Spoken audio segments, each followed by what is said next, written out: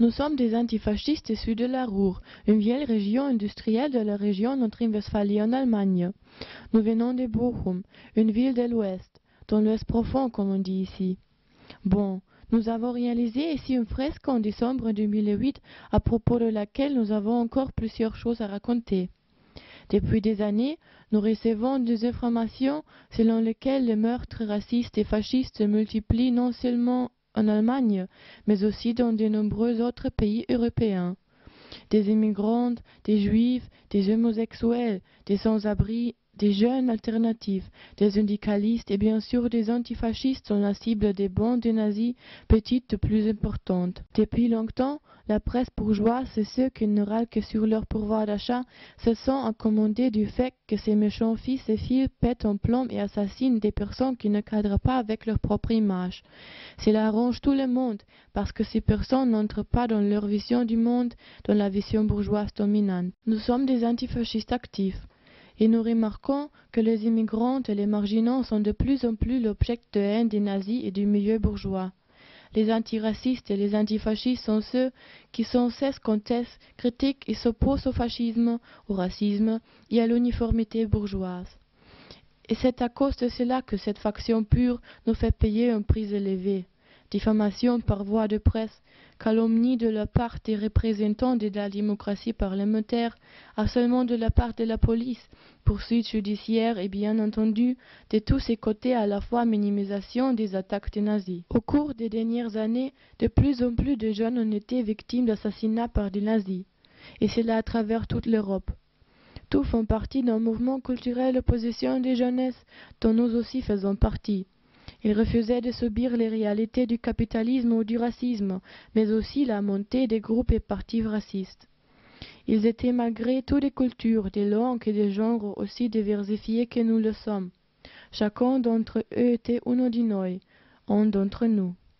C'est pour cela que nous avons peint cette fresque, afin que vous et nous nous souvenions tous d'eux. Nous croyons qu'ils ont rêvé d'un monde meilleur, et qu'ils ont été arrêtés et condamnés injustement tout comme nous, qu'ils ont combattu pour leurs rêves. Ils continueront à vivre grâce aux résultats de nos efforts et de nos combats pour un monde meilleur, sans exploitation ni oppression. Les rêves reliant le passé au présent et montrent la voie de l'avenir. Les rêves franchissent les frontières de façon fantastique, irritante, irrationnelle, par une confrontation qui remet tout en question, éclaire le désir, enterre la cupidité immorale, de façon subversive tout simplement. Et c'est grâce aux expériences, aux échanges et aux combats passés que notre combat d'aujourd'hui débouchera à l'avenir sur une victoire. Ni rien ni personne ne sera oublié. C'est dans cet esprit que nous avons donné comme titre à la fresque « Il continue à vivre dans nos rêves et nos combats ».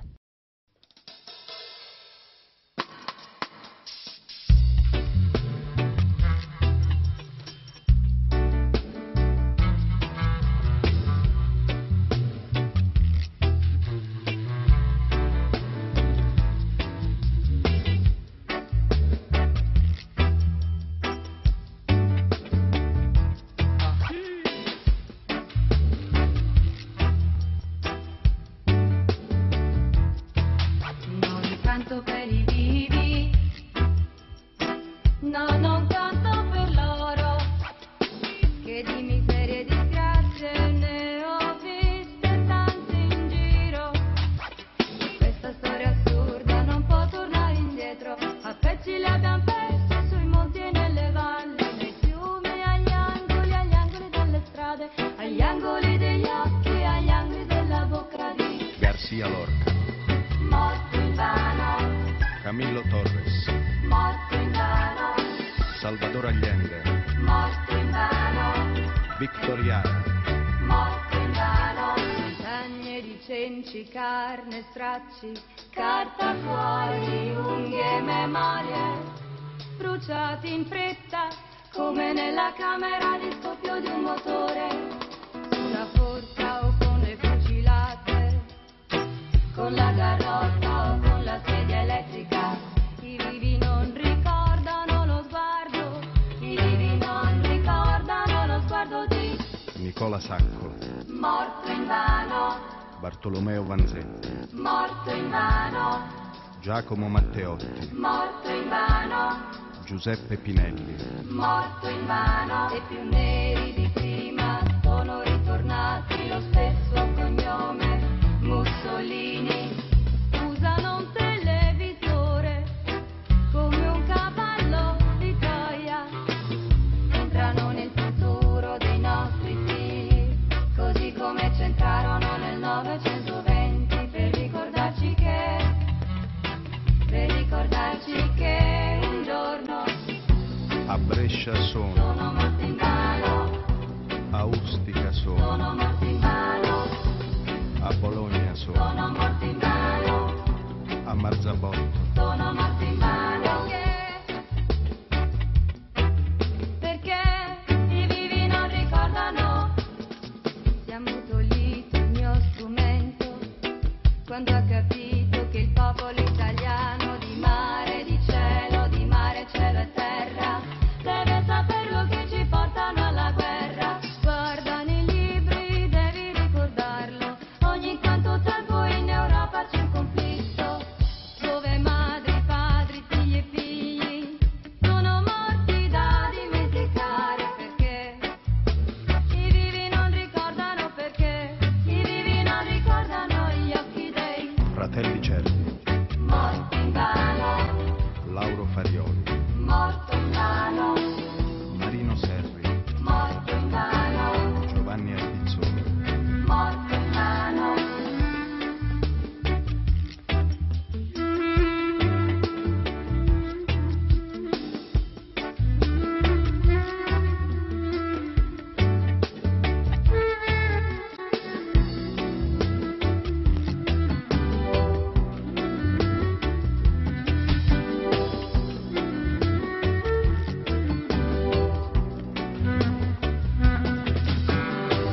L'evento che rincorri i continenti, tu che accarezzi il viso delle genti, raccogliene tutta la memoria, fanne un solco nella terra, perché col grano e con il pane cresca anche il ricordo. Jan Kučera, qui se trouve complètement à gauche, était un antifasciste de Tibra près de Prague. Il est assassiné en janvier 2007 par les nazis. Jan fait partie des Sharpskins, skinheads contre le racisme. Le soir de son assassinat, il est assis avec ses amis et ses camarades dans un café. Ils sont provoqués par des nazis. Cela se termine par un affrontement à la suite duquel les antifas sont pourchassés dans les rues par les nazis. Jan et ses amis se réfugient dans un immeuble. Les nazis le suivent. L'un d'entre eux attend Jan un étage plus bas avec un couteau et le frappe avec celui-ci pendant la bagarre. Jan décède le soir même. Il n'a que 18 ans. L'assassinat déclenche une vague de solidarité dans toute l'Europe et des manifestations de soutien jusqu'à Essen, une ville voisine. Franco Serafini, Claudio Niccoli, Sotiris Petrula, À côté, nous voyons Fyodor Filatov. Il est poignardé le 10 octobre 2008 par 4 inconnus, alors qu'il sort de son appartement à Moscou. Il est très probable qu'il s'agisse d'un acte des nazis. Fyodor, âgé de 27 ans, joue un rôle majeur dans la création des structures antifascistes et antiracistes dans le milieu skinhead moscovite. Peu avant son assassinat, il confie à des amis qu'ils se sont surveillés et suivis. C'est en Russie qu'ont lieu la majorité des meurtres racistes et nazis. En 2006, on compte en Russie 62 assassinats commis par des nazis, puis 76 en 2007 et en mars 2008 on était déjà à 49 meurtres. Cette terreur est dirigée contre les migrants, les militants de gauche et les antifascistes, mais aussi contre des citoyens complètement apolitiques. Récemment, c'est l'avocat Stanislav Makelov et la journaliste Anastasia Baburova du journal Novaya Gazeta, tous les deux antifascistes qui sont abattus en pleine rue. Pour Fyodor, nous n'avons pas réussi à organiser les manifestations. Pour Anastasia Baburova et Stanislav Markelov, nous avons manifesté le 7 février de cette année devant le consulat de Russie. Giorgiana Masi, Giuseppe Palumbo. Grigoris Lambrakis. Carlos Javier Palomino, le deuxième à partir de la droite, est un antifa de 16 ans habitant de Madrid. Il appartient aussi à la mouvance des skinheads de gauche. Le 11 novembre 2007, Carlos veut participer à une manifestation contre le défilé du parti fasciste Democracia Nacional. Dans le métro qui l'amène là-bas, lui et ses amis sont à cause de leur bandage repérés comme antifascistes par un militaire de carrière d'extrême droite. Le nazi, âgé à 26 ans, agresse et blesse à la poitrine 4 des amis de Carlos avec un grand couteau de chasse et planté son arme dans le cœur de celui-ci. Carlos meurt peu après. Dès que la nouvelle de la mort de Carlos circule au sein de la manifestation antifasciste, les antifas tentent violemment d'interdire le défilé nazi. Ils sont stoppés par la police qui tire avec des balles en caoutchouc. Le récit de l'assassinat de Carlos est déformé et dénigré par la presse. En Allemagne, le journal Spiegel attribue le tort aux jeunes antifascistes. Et il exagère l'âge de Carlos, adolescent, le faisant passer pour un jeune adulte. Une semaine après le meurtre, nous avons organisé ici à Bochum une manifestation à la mémoire de Carlos. Torino Carnevale. Gaetano Brescia. Walter Rossi. Au milieu, on peut voir Davide Cesare, également appelé Dax. David vient de Milan et appartient au milieu des habitants de l'Orso. Orso signifie Ure en italien et c'est le nom d'un vieil immeuble occupé par des skins, des punks et des supporters des foot de gauche. En mars 2003, David se querelle avec un fasciste italien du quartier. Ils s'insultent. Quelques nuits plus tard, ce fasciste agresse David avec ses fils. Au moment où ce dernier entre dans un bar, les fascistes se jettent sur lui et le criblent de coups de couteau. Puis il s'enfuit. Dax aurait peut-être pu survivre à l'agression au couteau si les carabiniers n'avaient pas retardé son évacuation. D'autres clients du bar et des voisins protestent immédiatement contre le comportement de la police. Alors que les amis de Dax atteignent l'hôpital San Paolo di Milano, ils apprennent qu'il est décédé et qu'un autre de ses amis subit une opération d'urgence. L'attitude de la police provoque une importante colère. La police répond à la protestation des amis de Dax devant et dans l'hôpital de façon brutale. La police utilise des battes de baseball à cette occasion et poursuit les personnes présentes jusque dans le service des urgences où certains veulent se cacher. Les images que nous voyons ici sont celles fournies par des voisins qui ont filmé le tout depuis leur fenêtre. Dax avait 26 ans et laisse sa fille derrière lui. Yolanda Palladino, Ines Messari, Emiliano Zapata. Comme on se souvient facilement, c'est Renato Biaghetti qui arrive ensuite d'Italie lui aussi. Le 28 août 2006, il est assassiné à Focene, en banlieue de Rome. Ce soir-là, il revient avec son ami et une autre amie d'une discothèque située sur la plage. Il y a eu une soirée reggae dancehall. Renato aime le reggae et est un DJ passionné de musique électronique. Cette discothèque de plage est connue pour être la seule dans cette partie de la ville dominée par l'extrême droite que des jeunes de gauche fréquentent aussi. Alors que Renato se rend en sa voiture avec ses amis, il est suivi par 2 jeunes fascistes qui le provoquent puis l'attaquent avec des couteaux. Renato est mort à l'âge de 26 ans. Jusqu'à aujourd'hui, les médias et les institutions ne veulent pas évoquer le fond d'extrême droite de l'affaire. Bien que l'un des agresseurs porte sur le bras le tatouage d'une croix celtique fasciste où l'on peut lire « Force et honneur ».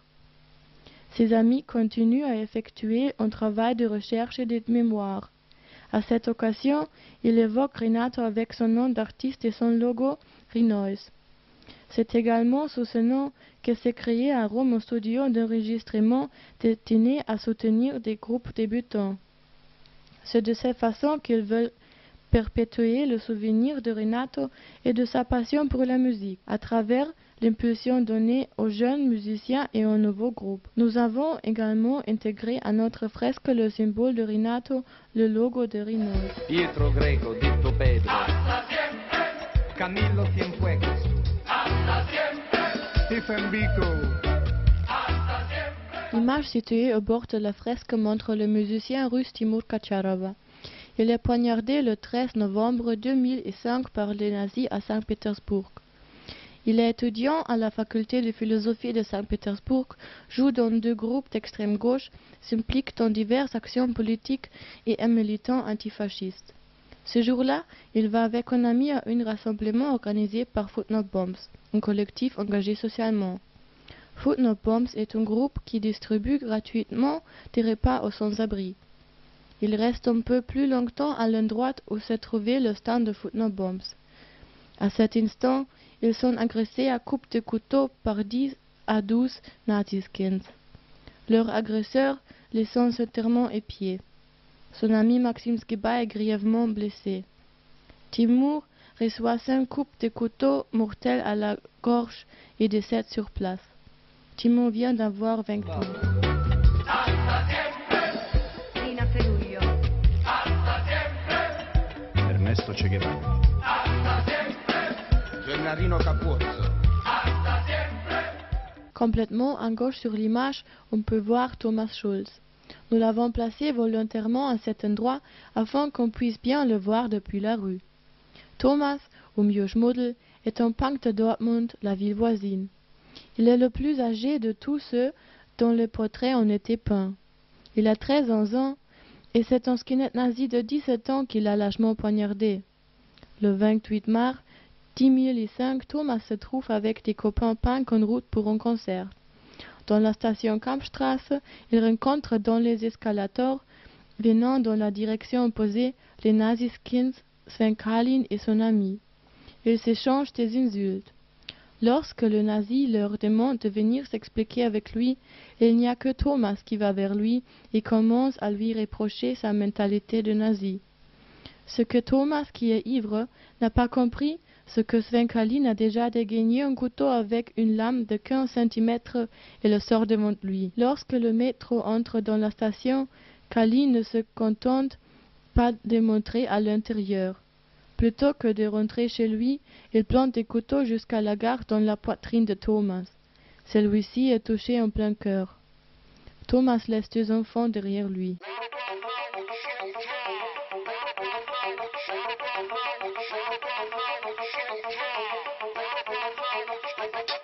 Fast gelang es vergessen, doch bei so manchen Verbrechen weiß ich genau, es kann eigentlich jeden anderen treffen. Ich fange an am besten zu erzählen über diesen einen Abend auf dem Weg zu einem Konzert. Es sollte nunmehr keinen schaden, doch ich muss leider sagen, was in etwa so passierte, bevor Schmuddel starb, weil das Messer ihn berührte. Deshalb führt mich die Geschichte zu paar Punk an einer Rolltreppe. Ein Arzt rief, sie sollen kommen, wenn sie was gewollt hätten. Ja, es entstand ein Wortgefecht, doch nichts macht diesen Mord gerecht. Dass er so jung gestorben ist, er lebt den nächsten Morgen nicht und Schmuddel geht den Weg entlang. Er denkt, er nimmt keine Gefahren hin, doch kurz danach sieht man, wie er zu Boden in der U-Bahn sinkt. Es war Mord und kein Totschlag, das war den meisten schon klar. Da half auch kein Notarzt, weil er im selben Abend tot war. Kalin, Teil der Szene, ein staatlich geregeltes Fazit. Er kommt milde davon, Dortmund streichelt so für jeden Nazi.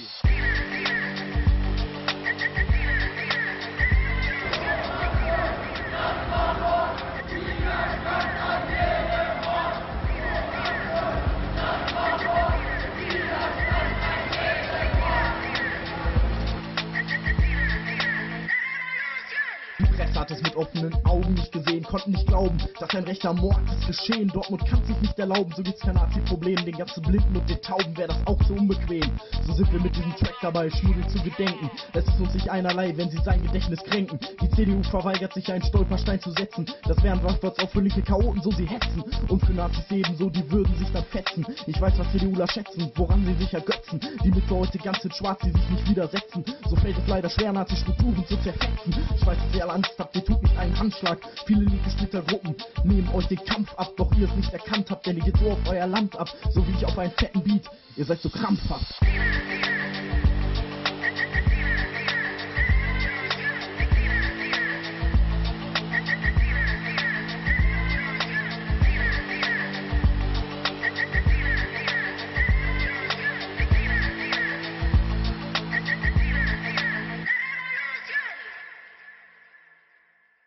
À l'heure d'aujourd'hui, la ville de Dortmund refuse de laisser poser une plaque à la mémoire de Thomas Schulz. La CDU, Parti chrétien-démocrate, ne veut pas entendre parler de lieu à la mémoire de victimes des combats de rue entre extrémistes de gauche et de droite. Honte à vous! La scène nazie fête le meurtre de Thomas comme un acte héroïque. Siegfried Borchardt, un nazi connu, écrit un texte dont le titre est « No Tears for Punks », pas de larmes pour les punks. Et d'autres nazis affichent des paroles telles que « celui qui se trouve sur le passage doit en assumer les conséquences ». Que tu saches ceci, rien n'est oublié et rien n'est pardonné.